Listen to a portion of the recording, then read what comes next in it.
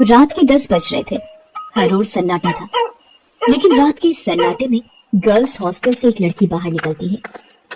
उसके सैंडल की खटखट की आवाज से वो सन्नाटा टूटता है। बाहर उसके इंतजार में एक आदमी अपनी बड़ी और लंबी सी कार में बैठा हुआ है। वो उसकी कार के पास जाती है और उसके शीशे पर नॉक करती है। शीशा खुलता है। लड़की अंदर बैठे शख्स से पूछती है, दिवाकर मित्तल? अंदर बैठा आदमी सहमति में अपना सिर हिलाता है। फिर वो लड़की, जिसका नाम शोभा था, वो उसकी गाड़ी में उसकी बगल वाली सीट पर बैठ जाती है।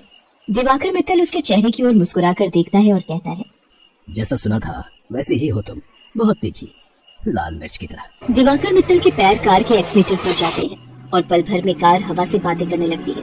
थोड़ी देर बाद वो कार शहर के एक सबसे बड़े 5 स्टार होटल में प्रवेश करती है। दिवाकर मित्तल पार्किंग में अपनी कार लगाता है और होटल के रिसेप्शन पर जाता है और अपनी प्री बुकिंग के बारे में बताता है। दिवाकर अपने रूम की चाबी लेता है और शोभा के साथ उस कमरे में जाता है।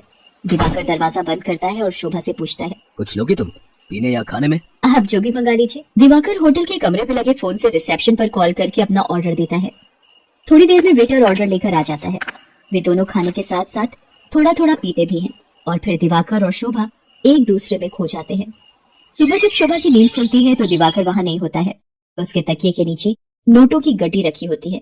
वो गड्डी को उठाती है, फिर होटल के बाहर आती है। बाहर आकर वो एक कैब बुक करती है और उसमें बैठकर गर्ल्स हॉस्टल की ओर निकल जाती है। कैब वाला बीच बीच में उसे घूर कर देखता है तो शोभा को गुस्सा आ जाता है। क्या देख रहे हो? क्या देख रहे हो बार बार पीछे मुड़कर? आगे देखकर गाड़ी चलाओ, नहीं तो अभी तेरी कंपनी में फोन करूंगी, फिर सारा घूरना निकल जाएगा। कैब वाला शोभा की बातों से डर गया। शोभा कैब की खिड़की से बाहर देखती हुई जा रही थी और मन ही मन खुद से बातें कर रही थी। सब कुछ कितना फेक है ना यहाँ, सब कुछ। कौन आदमी कौन सा चेहरा लगाए घूम रहा है, किसी को पता नहीं है। मैं भी तो पिछले कई महीनों से एक नकली चेहरा लगाए घूम रही हूँ। सच कहूँ तो घिन आती है मुझे उस चेहरे से, दम घुटता है मेरा। लेकिन अब इस चेहरे के बिना मैं रह भी तो नहीं सकती। ये कहानी है जमालपुर की रहने वाली शोभा की। शोभा शहर के एक हॉस्टल में रहती है और इंजीनियरिंग की पढ़ाई कर रही है। वो 8 महीने पहले ही शहर आई है। शोभा के पिता दीनदयाल उससे बहुत प्यार करते हैं। उसे अब भी याद है जब वो ट्रेन में बैठकर शहर आ रही थी तो। क्या बाबा, आप इस तरह बच्चों की तरह रोएंगे तो मैं शहर कैसे जाऊंगी?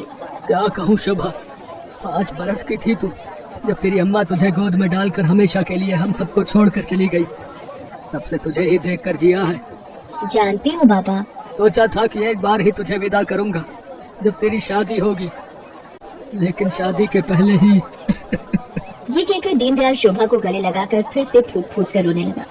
ठीक है बाबा, मैं नहीं जाती हूँ शहर, यही रहती हूँ आपके पास। लेकिन आप ही तो हमेशा जिद करते हैं कि तुम्हें खूब पढ़ना है, बहुत बड़ा आदमी बनना है।